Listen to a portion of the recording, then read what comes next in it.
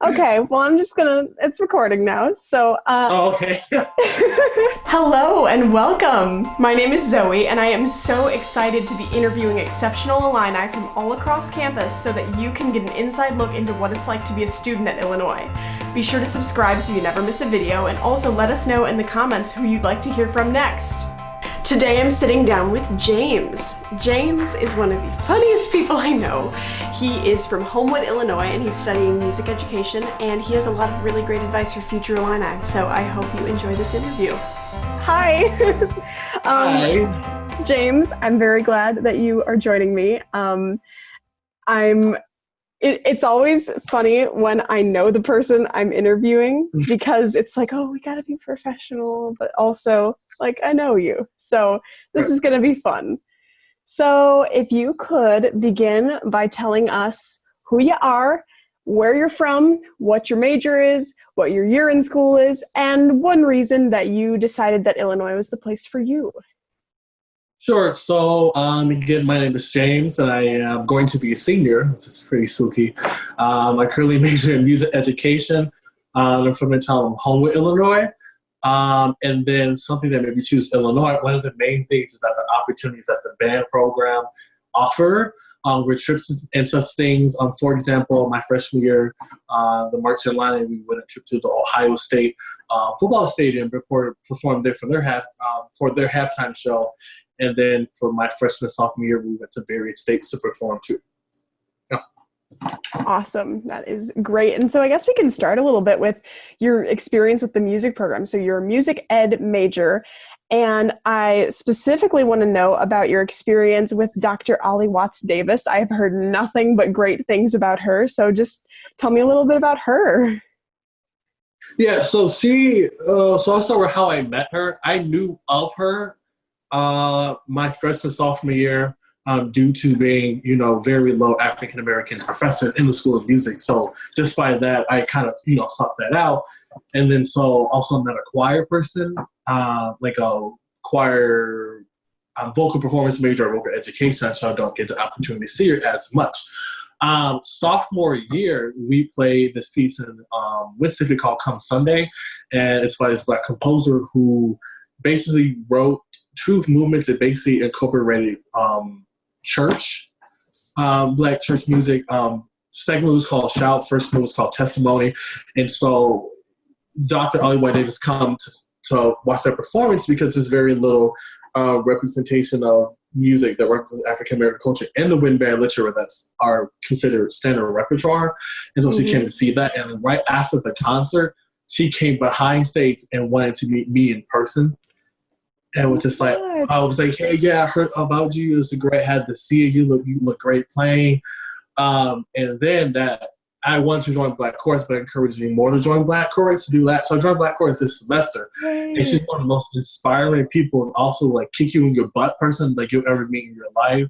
And so literally every rehearsal will have a lecture about how to get our life together. No, it's like really great because she was talking about how to one of the great tips he has is how to get yourself out there and make your name have weight to it. One example she gives, if you're on a panel or you somewhere that needs to ask questions, give ideas, always be the first one to speak. And I always had this idea like, oh, I want my name to mean something, but she actually put the tools and skills to where I could have my name have meaning wherever I go. That's incredible. She sounds like an amazing mentor and just like expert at what she does, but also just expert human being in general, like expert at passing on everything that she knows. That's so incredible.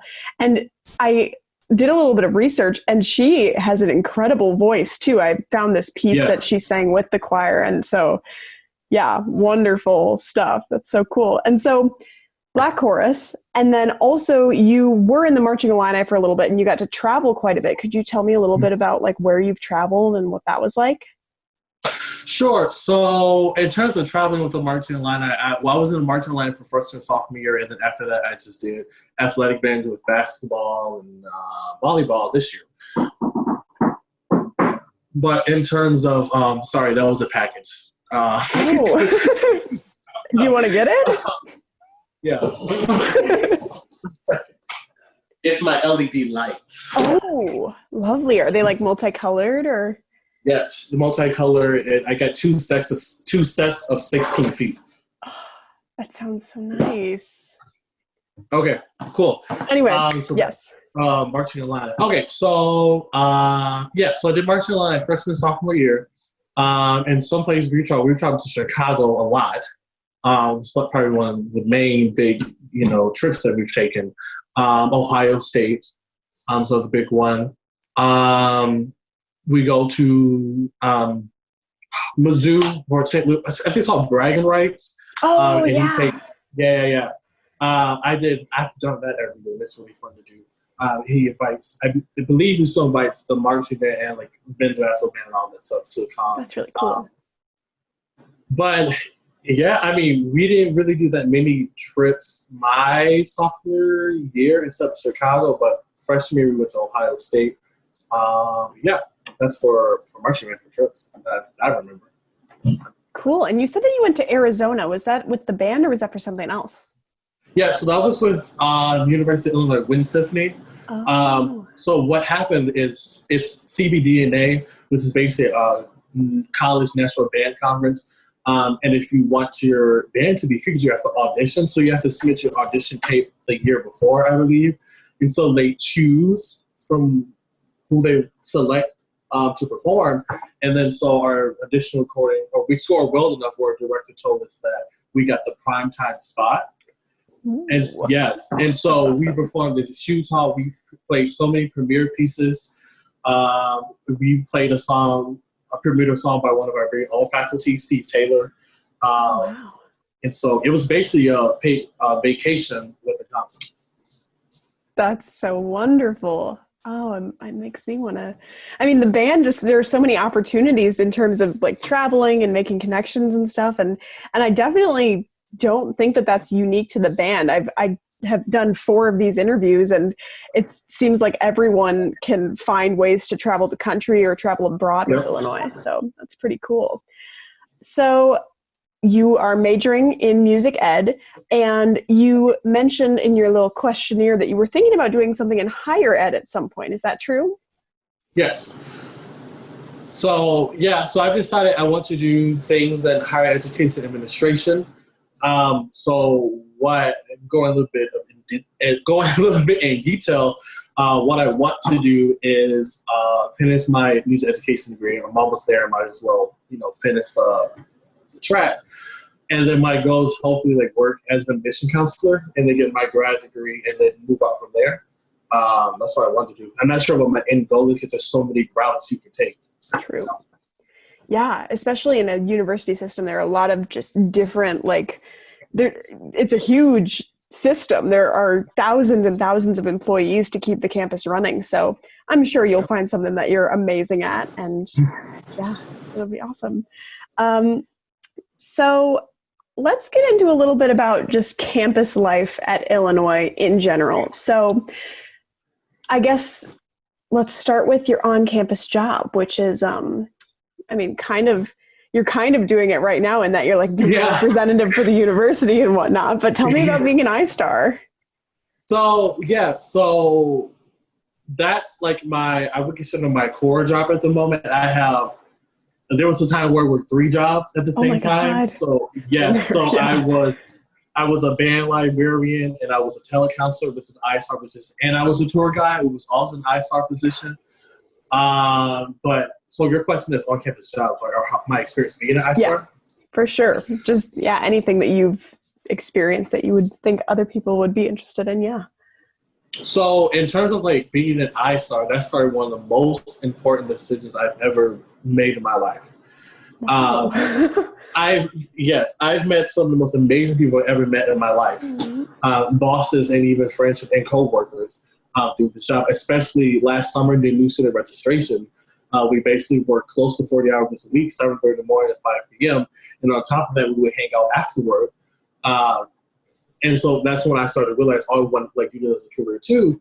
And also about that, it teaches you skills that you would never think you have. For example, since, as a tour guide, I have to talk to from range of 10 to 20 people, new people a day. I can go up to anyone and start a random conversation easily. And then I guess in terms of working on campus, it's great because they're very understanding of balance your academic coursework and your job as well. But they still have to do your job or to make sure you're okay. And it also makes you don't overwork yourself. And there was a situation where I came into where I was super exhausted from the day, and I had a bag building shift, and then my boss Hannah was like, "Go home." I was like, "Thank you." So thanks, Hannah. Yeah. So no, I really like working for a campus job. I mean, there's also jobs off campus you work. Walmart are always hiring, and there's also restaurants and local retail stores you can work at. But I mean, I highly recommend working at a campus position because they're really understanding and will be great people in your age. Yeah. I totally am with you on working for admissions being one of the best things ever. I mean, all my coworkers are amazing, and I just feel so much more connected to campus because I'm involved in working for campus. Yeah. It's been great. And we both have internships too in the office, so we get more of a detail, how to do it. Yeah, like a behind the scenes look and just sort of a say in what Future Illini get to see and get to hear about. I mean, when you were choosing a school, do you remember anything about the process? What were some of the things that you were looking for or concerned about that you remember? So my first concern at the time was are they a good music school? Because, at the time I wanted to be a college band director or professional orchestral director. I was like, okay, it has to be a good school because I can't go to a bad music school and expect to be a great music director. That just does not how that, works. I hear you. So I was looking for that. And then I was also looking for how friendly the professors are because auditions are a scary thing. I mean, because you're involved in the musicals, right? Yeah. Auditions can be a very terrifying thing. And so when I was waiting outside in the waiting room, one of the ed professors was really goofy. She was smiling. She was laughing, cracking jokes with everyone. So that calmed me down. I went to my audition and my professor was just like, it's okay. It's an audition to get it. How are you doing? They actually talk to you. It's not strictly music. Okay, leave, But I was actually looking, I didn't expect to get admitted to Illinois. It wasn't my first choice initially. Because I initially went into a smaller college. And then I was like, I got admitted to University of Illinois. And I was just like, maybe I should go. It's great programs at school. Yeah. It's kind of like a small field because I'm also in the College of Fine and Applied Arts. And it just feels like each college kind of makes the bigger campus feel small. Yep. Good. Well, another music related thing. Tell me about the T-Pain concert. Oh, yeah. So that was one of the Spring Jam concerts. And for some who don't know, the university goes Spring Jam every spring, except this semester because of the pandemic, of course. But I know it's sad. Megan Thee Stallion was on the ballot to vote for, and I was really hoping we would get her. Yes, that would have been. Yeah.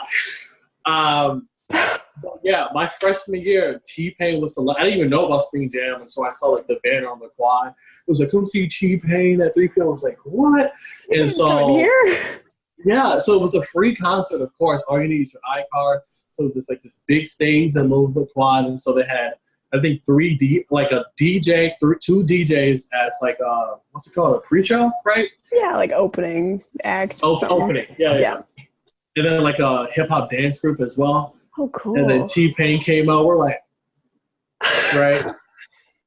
And so that's really fun. I still look at videos to this day of the T-Pain concert. It was really energetic, and I was tired. It was hot. Right, because it's late April by the time that happens usually. Mm-hmm. And then I think last year was Lil Yachty. I didn't know him. I just went for the experience because who gets to go to a free concert? I know, right. And it's right on the quad too, so really convenient. Yep. Like you said, free. It's great. Free. Yep. Yeah. That's put on by the Illini Union Board, and I know because I was on the Illini Union Board for about a year and a half earlier, freshman and sophomore year. And it's always a really exciting thing, the announcement of who's it going to be. And so I'm bummed that we didn't get it this year. Yeah. But, Fingers crossed for next year. I hope. Just one more. If you could bring anyone to campus for Spring Jam or otherwise, any artist, cost aside, who would you bring? Listen, it wouldn't be possible. I would bring Beyonce. Oh my God. Without a doubt. And, you know, she would have to perform in Memorial Stadium because the quad wouldn't be big enough. It would not. She'd just draw too much of a crowd. Too much of a crowd. I saw her live for her last tour, On the Run 2. Oh. It was a birthday present from my parents. Oh my God. Was it just the most transcendent experience ever? It was. I thought I wouldn't be like super excited, like, you know, because like, oh, just Beyonce, I listen to her all the time. So like, what's it called again? The preset or the opening acts were Chance the Rapper, DJ Khaled, and then some. Yeah, those were the opening acts, like two of the main opening acts. And so there was just a super long wait for her to come on, and so it was like really like it was like two screens. One keys one to the left, one keys one to the right, and like kind of one in the middle. And so all of a sudden you hear it go boom, right, and it got dark. And we're like, Beyonce! And the concert was 2 hours. Wow. 2 hours is a long concert, and that just goes to show what kind of performer she is. She can do anything forever. You don't even know that it's 2 hours either. Oh yeah, because it just goes by in a second because she's such a great entertainer. Oh my goodness. Mm-hmm. I'm gonna go watch Homecoming tonight, I think. I just miss. Yeah, that's so awesome. I hope that, I don't know, we were talking about going and watching her next time, so I hope she goes on tour again soon and that she releases more music. I mean, she has a studio in her house. She should be making music. So, right. Yeah, I hope she's making something. Yeah. So cool. What else have you been listening to or doing to keep yourself busy during this, pandemic thing we've got going on? So while school was going on, I was doing my internship remotely with campus visits and doing schoolwork and doing like virtual panels. And now I moved into my apartment and I've been listening to probably Beyonce, Nicki Minaj, and then pretty much most rapper pop songs. TikTok keeps me very occupied. Yes. Oh my God. I creeped on your TikTok. Oh my God. I don't know why you're not famous. Just keep making them. It'll happen eventually. You'll hit a viral one and then you'll be famous. Do you watch my account or do you see the ones that I post on Instagram and my Snapchat? Both. I think I did a little bit of a deep dive and I've seen all of them. So it's so much fun. Yes, it is. I went to bed one time at midnight and on TikTok, and I looked out the window. The sun was rising. It was 5 o'clock in the morning. It's a rabbit hole. It's such a rabbit hole. Yeah. And you'll start watching them here, and then 2 hours later, you will have moved 1 inch, and you're just in this hole. Literally, yeah. I'm really intrigued by the platform in general because it's some pretty advanced editing tools on a social media app, and people are getting really creative with it. So if you're seeing this, go follow James on TikTok. He's going to be famous. Hopefully, we'll see. Oh, that's so much fun. Okay. Well, I guess the last part of the main section of this. So obviously we're in a really strange spot in our lives, in a strange spot in the world. And if you were to give a pep talk to students who are about to be freshmen, who are just feeling really overwhelmed and uncertain, if you were to give them a pep talk, what would you say? Well, so you're saying pandemic mode going into freshman year, right? Yeah. And just, what, and also just a little bit about what would you tell yourself as a freshman? What would make you feel empowered to really take on freshman year full speed ahead? Yeah. So I'll answer the second part is the pandemic, so catch coming in now. I would say It's going to be different because they're probably going to be partially online. Like, don't let that discourage you. And you can get amazing grit if you really push through this fall semester. That's on. Like, it's going to be hard. Like, it's going to be difficult. And in my opinion, one of the things going to what I'm trying to say. One of the things that would, what is it called when you're with a group of people and one of the things that would separate people from outstanding people and so-called mediocre people at the time is if you push through, and not only push through, you do better than most people. And so if you train yourself now to do excellent work during when times are tough, imagine when you do that when the stress is off. So I guarantee right now that people are working their tail off right now. That can't still have a job, that can't afford school. It will pay you off so much later. So, if you could financially for going to any college, and maybe not even Illinois, and it might be online, I say still do it. And then just advice I'll give to regular freshmen: don't stay in your room all day.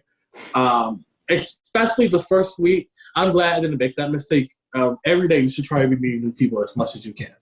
You want to create because sometimes it can be great networking skills later in the future. Like, you just never know what could happen. But try different things, try new things, try things you've never done before. Like, it's your time to do that. You have no supervision, just to do anything illegal. But don't be afraid to get yourself out there, join some clubs, do things you wouldn't normally do, because if you don't, you won't grow as a person. Do stuff outside your comfort zone.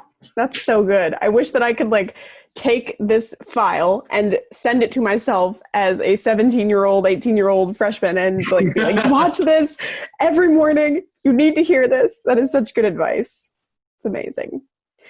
And I just remembered, I want to talk about one more thing. Tell me real quick about your friend group that you maybe met freshman year. Just tell me about your people. Tell me about your friends. Oh, yeah. So I don't talk to them as much anymore because of just, how friend groups play out and stuff. But I think my most memorable friend group was freshman year. That was one of the most entertaining times of my life. And then some of the stuff that we did, just to summarize, so we were kind of territorial, which was kind of bad. But we all met in Allen Hall. And so first we took over the South Rec Room, which is basically this big lounge room. And so people, when they come in there, because it'll be like 15 of us, and then we took over the basement in Allen Hall, right? And then we moved up to the main lounge. And so, man, and we would do stuff like, for example, on weekends, this one person would order 8 boxes of pizza. And then we would just do random stuff. And then go at 2:00 in the morning, go walk around and do some other stuff. But that was one of the most entertaining friend groups. And I do miss them a lot as a total group. I still keep in contact with some of them, but man, that was really fun. Yeah. It's tough to be a college student for a lot of reasons, but one reason is that we're so busy, and it can be really tough to stay in contact with big groups like that, just because people have their own lives. Everybody gets busy. Yeah. And then, as you probably experience, as you go through the year, because now I have, I still talk to various people, a wide range of people I can go to go visit or go out walking, but I have 3 or 4 people that I'm really close with, and we've been friends ever since. And so hopefully as you go through college or have those friends that will always have your back, you can come to them with anything, because you just don't have time for fake people in college. So just try to avoid that as much as possible. Absolutely. Yeah. And there are so many incredible people on this campus. I mean, I feel like I'm constantly making new friends, and even if a friendship isn't your best friends and you go to them with super deep stuff, I mean, there are friends that I made freshman year who I'll catch up with now, and we'll pick up exactly where we left off. And so it's a really amazing community all the way through.